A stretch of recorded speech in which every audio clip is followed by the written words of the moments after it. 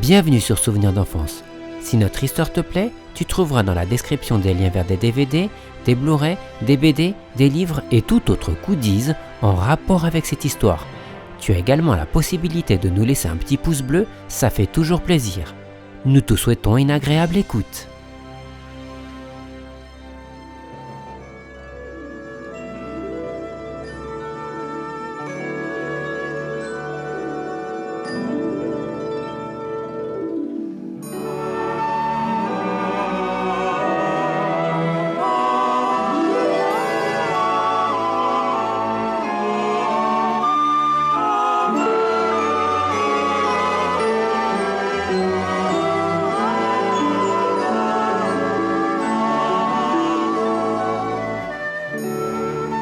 Bonjour mes petits amis, je vais vous parler aujourd'hui de Pinocchio. C'est un drôle de nom, n'est-ce pas, Pinocchio? Aucun d'entre vous ne s'appelle ainsi, et pourtant. Pinocchio, comme vous allez l'apprendre, est devenu un jour un vrai petit garçon, sage, travailleur et obéissant. Mais écoutez plutôt sa belle histoire.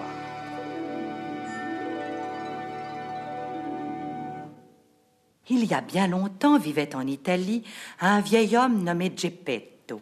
Il exerçait le métier d'ébéniste et fabriquait toutes sortes de jouets en bois, de marionnettes, d'animaux, de pendulettes, qui ornaient son atelier et sa modeste maison.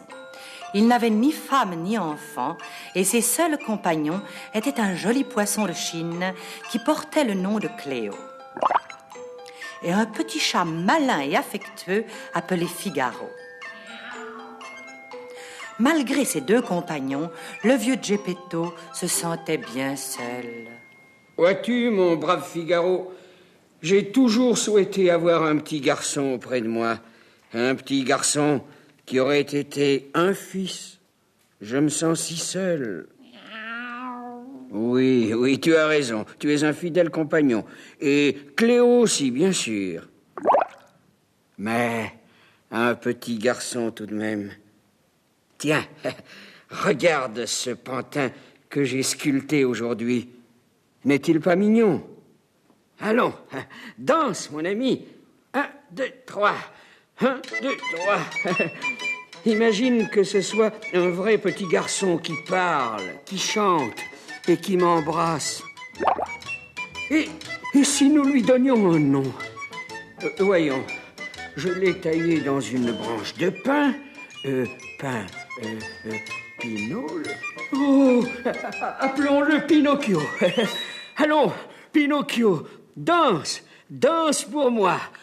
1, 2, 3.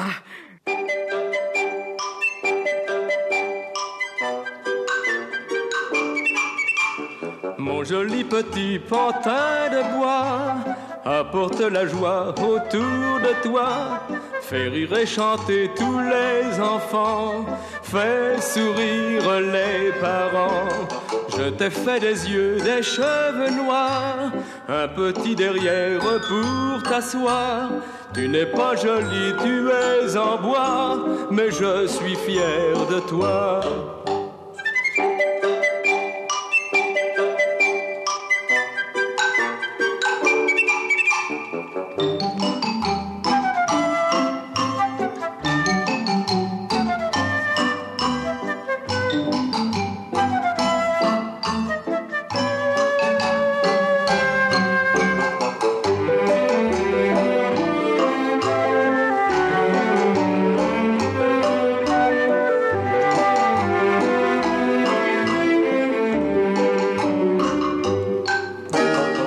Joli petit pantin de bois apporte la joie autour de toi. Fais rire et chanter tous les enfants, fais sourire les parents.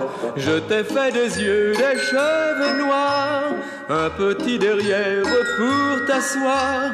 Tu n'es pas jolie, tu es en bois, mais je suis fier de toi.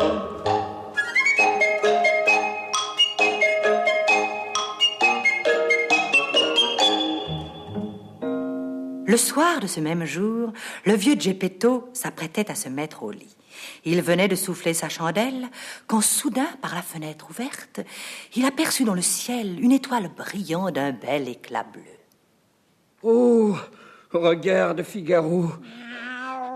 C'est l'étoile de la fée bleue, celle qui réalise tous les souhaits. Je vais vite faire un vœu. Mais, quelles sont déjà les paroles magiques? Ah oui. Étoile bleue, étoile des vœux, si tu brilles plus fort dans les cieux, c'est que tu veux ce que je veux.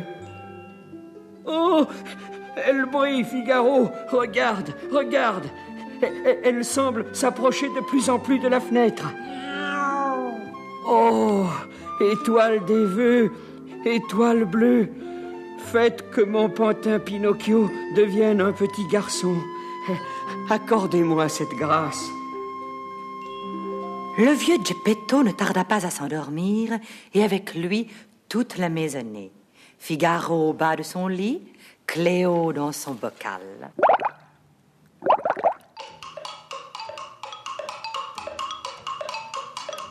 Et l'on n'entendit plus que le tic-tac des pendules et le craquement des planchers.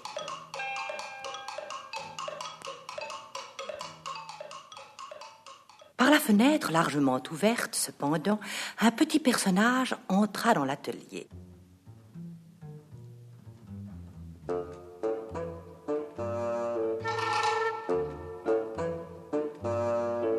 C'était un pauvre grillon, fatigué par une longue marche et qui cherchait un toit pour passer la nuit. Ce grillon portait le nom de Jiminy Cricket. Il fureta quelques instants parmi les objets de l'établi du vieux Geppetto et finit par découvrir une grosse boîte d'allumettes entr'ouverte, à l'intérieur de laquelle il se ménagea une couche confortable. Drôle de logis. Hein? Toutes ces marionnettes et tous ces pantins qui me regardent avec leurs yeux ronds me donnent la chair de poule. Me voilà au moins à l'abri pour la nuit. Nous aviserons demain matin. Jiminy ne dormit pas longtemps. Il fut tiré de son sommeil par un bruit cristallin qu'il perçut tout à côté de lui.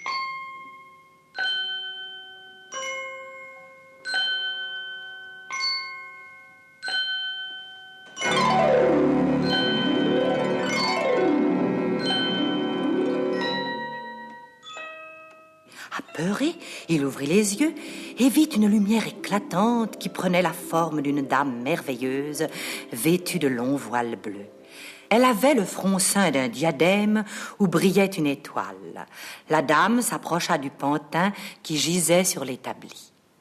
Petit Pinocchio, je te donne la vie puisque tel est le vœu du brave Geppetto. Sache cependant que tu garderas la forme d'un pantin jusqu'au moment où tu auras prouvé par ta bonne conduite que tu peux devenir un vrai petit garçon. À cet instant, la fée toucha Pinocchio de sa baguette magique et aussitôt le pantin libéré de ses ficelles se frotta les paupières et bondit sur ses pieds. Jiminy n'en croyait ni ses yeux ni ses oreilles. Il se recroquevillait dans sa boîte d'allumettes dans l'espoir de passer inaperçu. Sa manœuvre fut vaine. La fée bleue, se tournant vers lui, lui adressa ces paroles. Jiminy, je te confie la garde du petit Pinocchio. Mais madame la fée, je ne suis pas une nounou. Oui, tu seras la conscience de Pinocchio. Tu l'aideras à distinguer le bien du mal. Et j'espère que grâce à toi, il parviendra à devenir un vrai petit garçon. Oh, merci, madame la fée, merci. Mais que dois-je faire? Tu ne quitteras jamais Pinocchio. Tu lui indiqueras toujours le bon chemin et tu seras responsable de tous ses actes. Sur ce, la fée bleue effleura Jiminy Cricket de sa baguette.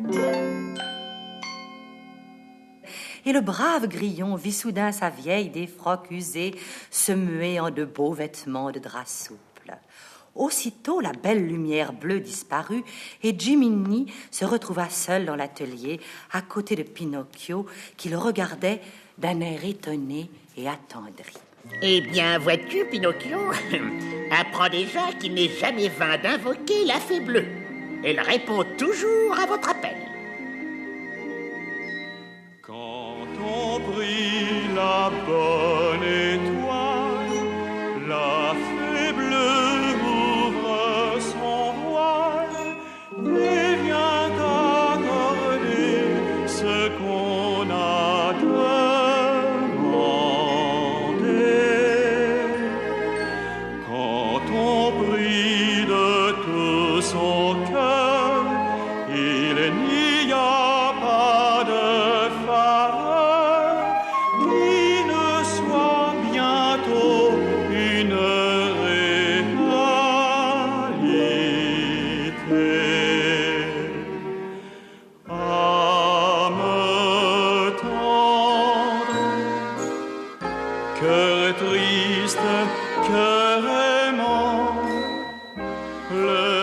destin bienfaisant, c'est vous comprendre.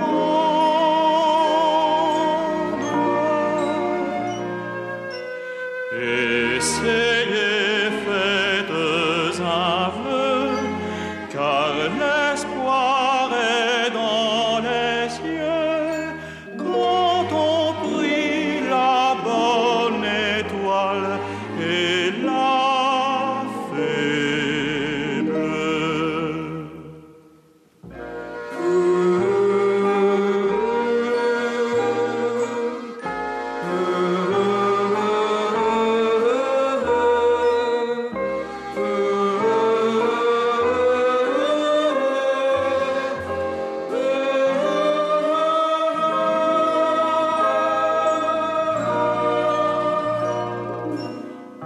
Essayez, faites un vœu, car l'espoir est dans les cieux. Quand on prie la bonne étoile et la fée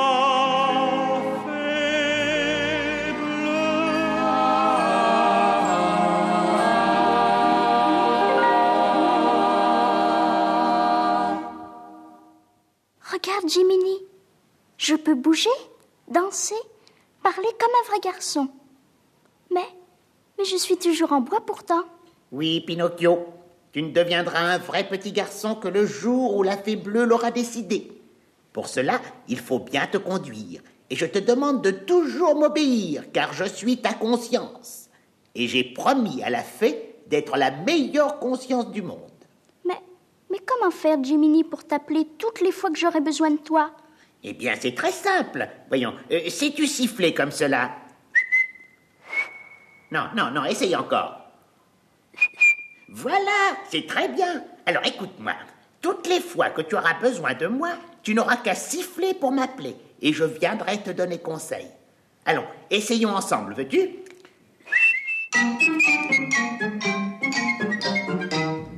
Quand dans l'existence vous craignez de faire fausse route, sifflez tout de suite, sifflez tout de suite. Quand le mal l'emporte, quand le cœur est en déroute, sifflez tout de suite, sifflez tout de suite.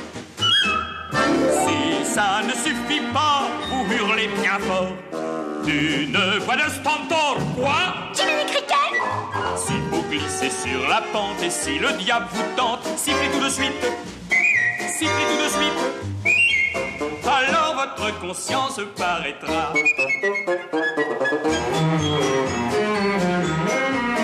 Sifflez tout de suite, sifflez tout de suite.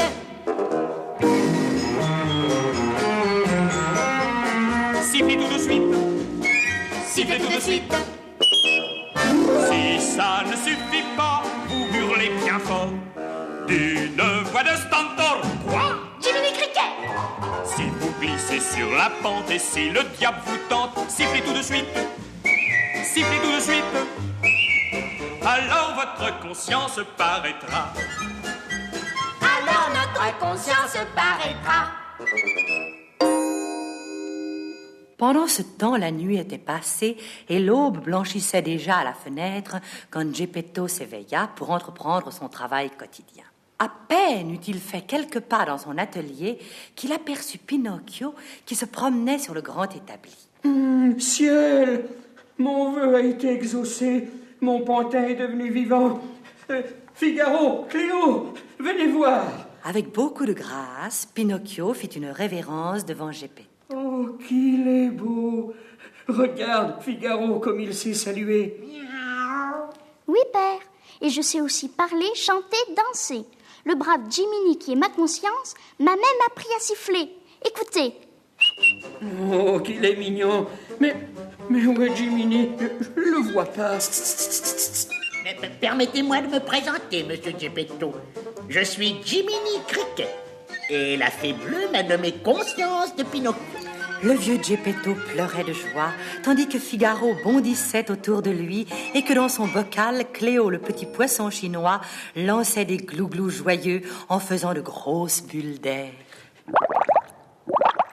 Eh bien, Pinocchio, puisque tu dois devenir un jour un vrai petit garçon, Il faut prendre tout de suite de bonnes habitudes. Voici un livre, un cahier, un crayon et une belle pomme pour ton goûter. Tu iras à l'école dès ce matin et j'espère que tu apprendras très vite à lire. Oui, père. Au revoir, père. Au revoir, Figaro. Au revoir, Cléo. Le vieux Geppetto accompagna son petit garçon jusqu'à la porte de sa maison et le mit sur le chemin de l'école. Pinocchio suivait la grande rue du village quand soudain il fut aperçu par deux gredins qui étaient toujours en quête d'un mauvais coup à faire. Il s'agissait de grands coquins, un méchant renard, et de Gédéon, un vieux chat de gouttière, paresseux et menteur. Gédéon, vois-tu ce que je vois? Un pantin de bois qui marche seul et qui siffle. Ma parole! Mais c'est vrai, et j'ai pas la berlue. Gédéon, quelle bonne affaire le ciel nous envoie. Voilà un petit pantin qu'il serait bon de pouvoir produire dans les foires. Stromboli, le célèbre montreur de marionnettes, est dans la région. Approchons-nous de ce pantin et essayons de le convaincre de nous suivre sans faire d'esclandre. Oh, pardon, messieurs. J'allais me cogner à vous. Je ne vous avais pas vu. Bonjour, petit garçon. Comment t'appelles-tu? Pinocchio, monsieur. Qu'il est mignon. Et où vas-tu ainsi, de si bon matin? À l'école, monsieur.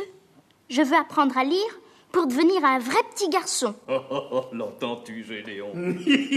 Apprendre à lire. Mais tu n'en as pas besoin, mon garçon. Tu es déjà un grand artiste. Et devant toi s'ouvre une brillante carrière. Est-ce que cela te plairait de devenir artiste? D'avoir de beaux costumes dorés, de chanter tous les soirs devant le public, sur une scène, une belle scène éclairée, et de recueillir tous les bravos. Hein? Dis-moi. Oh oui, monsieur. Mais est-ce que je ne dois pas aller aussi à l'école? Mais non, c'est inutile. Cela ne te servira à rien. Allons, viens, suis-nous et chantons ensemble la vie d'artiste. Être acteur, c'est ma vie. On peut porter des gilets de soie, De gros diamants presque à tous les doigts. Didolida. la vie est un gala. Dans un carrosse qu'on n'a pas payé, on rit des gens qui s'en vont à pied. Et l'on se bourre de sucreries. Mon Dieu, la belle vie. Didolidi.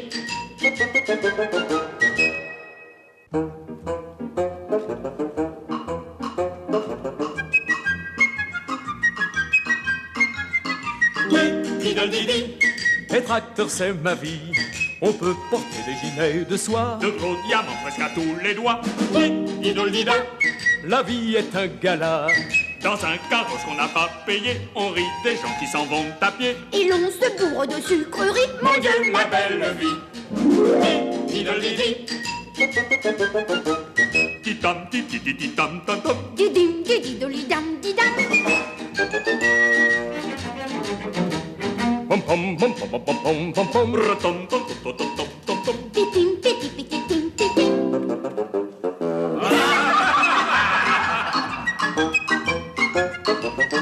Didolidi. Être acteur, c'est ma vie. On peut porter des gilets de soie, De gros diamants presque à tous les doigts. Didolida. la vie est un gala. Dans un carrosse qu'on n'a pas payé, on rit des gens qui s'en vont à pied. Et l'on se bourre de sucreries. Mon Dieu, la belle vie. Didolidi.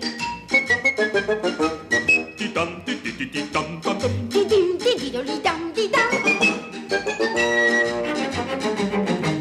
Pom pom pom pom pom pom pom pom. Rotom, tom, tom, tom, tom, tom. Titim, piti, titim, titim. Mon Dieu, la belle vie. Pendant que Pinocchio était entraîné hors du chemin de l'école par ses deux gredins, que faisait Jiminy? Eh bien, le brave grillon, pensant à son bel avenir, n'avait pas cru utile d'accompagner son jeune ami jusqu'à l'école. Il fut soudain pris de remords. Ah, je commence mal mon métier de conscience officielle. Je suis sûr que la fée bleue ne serait pas contente. Je vais essayer de rejoindre Pinocchio. Hélas, il était déjà trop tard. Jiminy chercha en vain son compagnon sur le chemin de l'école et à l'entrée de la classe. Ce fut peine perdue. Le pauvre Pinocchio venait d'être vendu au montreur de marionnettes Stromboli. Le soir venu, Stromboli produisit sur la scène de son petit théâtre Pinocchio, la seule marionnette au monde qui dansait, chantait et parlait toute seule. Pinocchio recueillit un grand succès. La foule était en délire. Pinocchio était très fier, mais il ne se doutait pas que sitôt la représentation terminée, Stromboli l'empêcherait de rentrer chez lui et l'enfermerait dans une cage. Pinocchio était bien triste et bien déçu. Il se sentait seul et abandonné. J'aurais dû aller à l'école. J'ai sans doute fait quelque chose qui n'était pas bien, mais Jiminy va pouvoir me le dire. Voyons, comment faut-il faire pour l'appeler? Ah oui, il faut siffler comme cela. Oh, Pinocchio, Pinocchio, je t'ai cherché tout le jour, mais que fais-tu dans cette cage? Tu sais, Jiminy, je ne suis pas allée à l'école. Oh. Et j'ai joué ce soir devant des centaines de personnes. On m'a beaucoup applaudi. Je suis un grand artiste. Mais depuis, M. Stromboli m'a enfermé dans cette cage. Je t'en prie, délivre-moi. Je voudrais rentrer à la maison. Oh, Pinocchio, tout cela n'est pas bien. Et je n'aurais jamais dû te quitter. Mais comment te délivrer? Cette cage est fermée à clé. Qu'allons-nous faire? Ah, je crois qu'il vaut mieux appeler la fée bleue.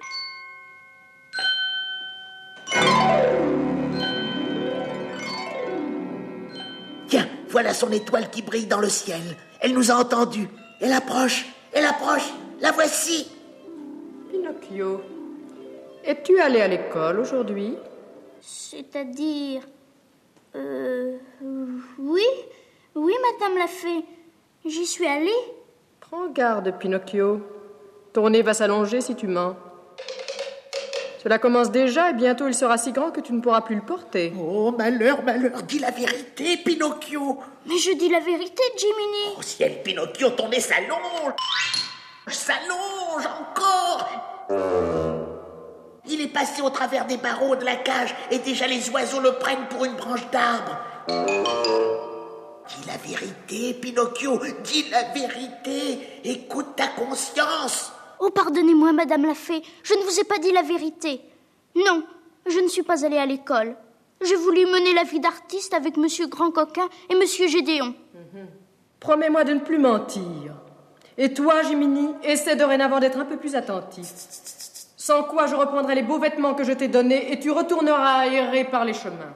Oh oui, c'est promis, madame la fée bleue, c'est promis. Ôtez-moi ce vilain nez, je vous en prie. Soit, je vous pardonne et je vous autorise à regagner votre logis. D'un coup de baguette magique, la fée rendit à Pinocchio son apparence normale. D'un second coup de baguette, elle ouvrit la cage. Pinocchio sauta à terre, quitta la roulotte du méchant Stromboli par la fenêtre et, accompagné de Jiminy, s'enfuit vers sa maison. Sur le chemin du retour, Pinocchio était si pressé de retrouver son père Geppetto qu'il ne se soucia pas du pauvre Jiminy qui, derrière lui, s'essoufflait à le suivre.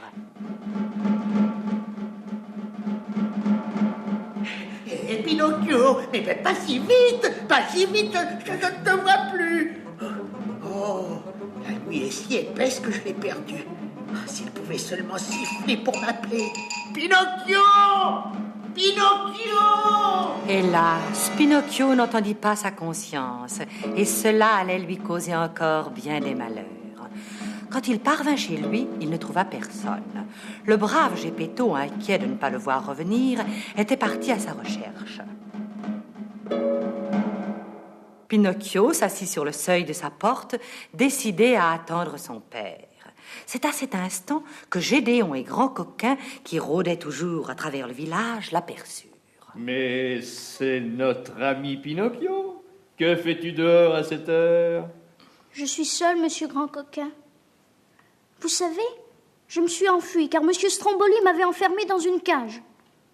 Pourtant, j'avais eu beaucoup de succès à la représentation. Maintenant, je vais attendre mon père et demain, j'irai à l'école. Grand Coquin vit immédiatement le nouveau parti qu'il pouvait tirer de Pinocchio. Au cours de l'après-midi, il avait rencontré le cruel cocher de l'île au plaisir qui stationnait non loin du village avec sa grande voiture. Le cocher lui avait demandé de l'aider à trouver tous les petits garçons paresseux, méchants, désobéissants, gourmands, bavards et menteurs qu'il était chargé de conduire à l'île au plaisir. Là, il ne tardait pas à être transformé en âne. Le cocher lui avait promis une belle pièce d'or pour chaque petit garçon qu'il ramènerait. Tu ne vas pas rester ici toute la nuit à attendre ton père, Pinocchio. Pourquoi ne viendrais-tu pas avec nous à l'île au plaisir? Non, non, non, monsieur Grand Coquin. Je veux revoir mon père. Et puis, je dois aller à l'école. Je l'ai promis à la Fée Bleue. C'est dommage. C'est si merveilleux, l'île au plaisir. N'est-ce pas, Gédéon? Mais qu'est-ce que c'est que l'île au plaisir? C'est un endroit magnifique où les petits garçons peuvent faire ce qu'ils veulent. On leur donne des jouets, des gâteaux, des bonbons, toutes les plus belles gourmandises et même de gros cigares en chocolat. Il y a des rivières de sirop, des forêts de sucre d'orge et toutes les maisons sont en pain d'épices, en chocolat et en nougat. Et puis, il y a des manèges, des chevaux de bois, des lampions et de la musique partout. L'île au plaisir. Une fois de plus, le pauvre Pinocchio ne se méfia pas de Grand Coquin, et sans appeler sa conscience, il suivit les deux gredins qui le vendirent pour une pièce d'or au vieux cocher. Quand Pinocchio arriva, la charrette était déjà pleine de méchants petits garçons. Le cocher fit claquer son fouet, et dans la nuit, la grande voiture, chargée de sa cargaison, disparut en direction de l'île au plaisir. Pinocchio, pourtant, ne tarda pas à s'apercevoir qu'il payait cher sa désobéissance. Dès qu'il fut rendu à l'île au plaisir et qu'il se fut laissé aller avec d'autres petits garçons à tous les plaisirs de la gourmandise, de la paresse et de la désobéissance, il vit avec terreur que chaque petit garçon se transformait rapidement en âne. Oh, regarde, tes pieds sont devenus des sabots. Et tes oreilles sont longues et pointues. Et tu as une queue. Oh, toi aussi. Et toi aussi. Mais vous ne pouvez plus parler. Ah, mes oreilles grandissent. Jiminy, au secours. Jiminy, au secours. Jiminy. Dès qu'il eut sifflé, Jiminy apparut. Oh, Pinocchio, mais dans quel état es-tu? Et pourquoi ne m'as-tu pas appelé plus tôt? Regarde, te voilà affublé d'une queue et de 2 oreilles d'âne maintenant.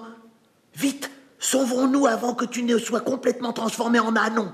Cette fois, Jiminy grimpa sur l'épaule de Pinocchio pour être sûr de ne pas le perdre.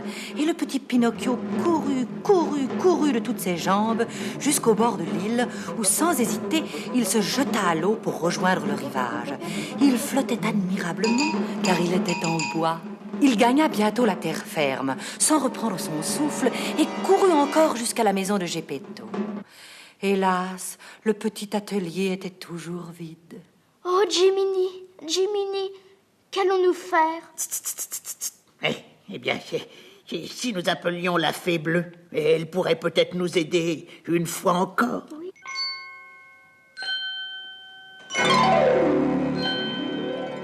À peine eut-il prononcé ces paroles que la Fée Bleue apparut, plus belle et plus étincelante que jamais. Son visage, cependant, était sévère. Geppetto est parti à ta recherche, Pinocchio, en compagnie de Cléo et de Figaro. Hélas, il s'est lancé sur la mer. Sa barque a chaviré et il a été avalé par Monstro, le gros cachalot. J'irai à son secours, Madame la Fée. Je dois le retrouver. Viens, Jiminy, crame sur mon dos. En route! Oubliant sa queue et ses oreilles d'âne, Pinocchio courut à nouveau vers le rivage. Il attacha une grosse pierre à sa queue et, se précipitant dans les vagues, il atteignit rapidement le fond de la mer.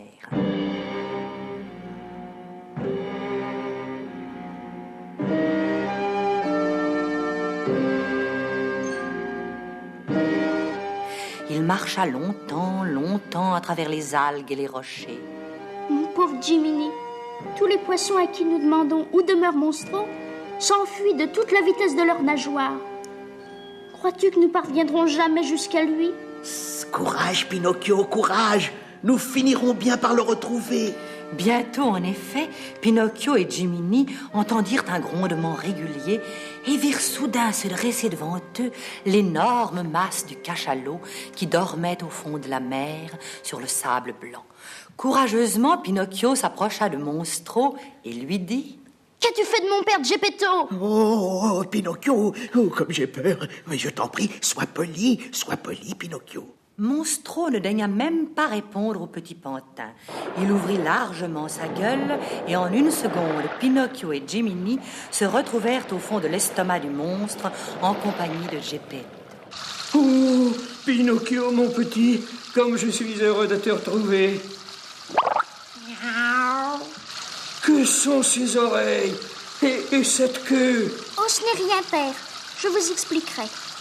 Pour l'instant, il faut nous tirer d'affaire. Mais comment allons-nous sortir d'ici? J'ai essayé maintes fois sans succès. Quand Monstro ouvre sa gueule, il y a tant d'eau qui rentre que je suis entraîné à nouveau vers le fond de son estomac. Oh, j'ai une idée, père. Nous allons construire un radeau avec tous les débris qui sont dans l'estomac de Monstro.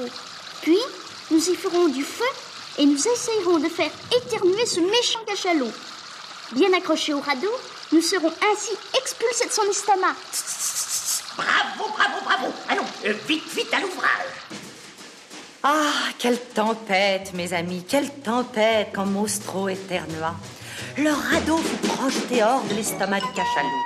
Mais bientôt le monstre, fou de rage d'avoir été berné, se lança à la poursuite du frêle esquif. Geppetto et Pinocchio ramaient de toute leur force. Ils grimpaient en haut des vagues, redescendaient au fond de l'abîme et grimpaient à nouveau. Le monstre allait les atteindre quand une lame de fond les précipita contre les rochers du rivage où le radeau se brisa. Pinocchio, Figaro, Cléo, Jiminy, êtes-vous sains et saufs? Ah, hélas, monsieur Geppetto, je crains fort que Pinocchio ne soit blessé. Oh. Regardez, il est inanimé et sa tête est venue frapper les rochers au moment du naufrage.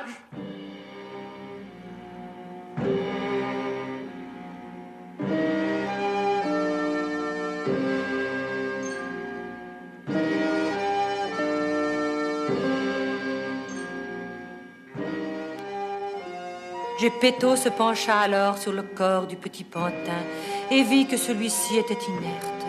Il le prit dans ses bras et tristement remonta le long du rivage jusqu'à sa pauvre maison.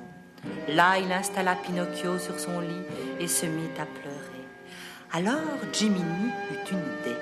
La nuit était venue et déjà le ciel scintillait d'étoiles. Le grillon se tourna vers la plus brillante d'entre elles et appela une fois encore la fée bleue à son secours.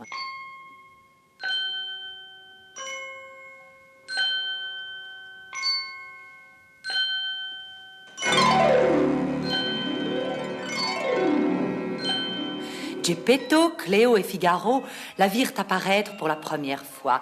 Ils étaient émerveillés. Elle toucha Pinocchio de sa baguette magique et prononça ces paroles. Pinocchio, tu t'es conduit courageusement. Tu as ainsi prouvé que tu étais digne de devenir un vrai petit garçon. Brave Geppetto, regarde. Pinocchio va se réveiller et ton vœu est exaucé. Oh. Quant à toi, Jiminy, je te nomme définitivement conscience officielle de Pinocchio. Et pour te récompenser, je te donne ce bel insigne doré. Mais... je n'ai plus d'oreilles d'âne, ni de queue. Je ne suis plus en bois. Oh, merci. Merci, Madame la Fée Bleue. Père, je suis un vrai petit garçon.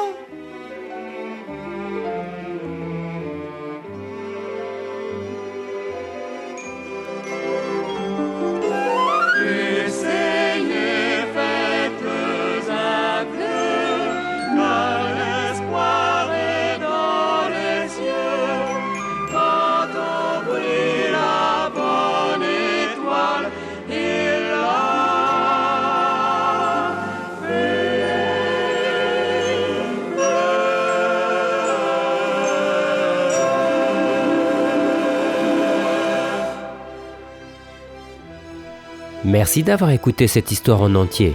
Si elle t'a plu, tu peux nous laisser un petit commentaire, mais également la partager avec tes amis. À très bientôt sur Souvenirs d'enfance.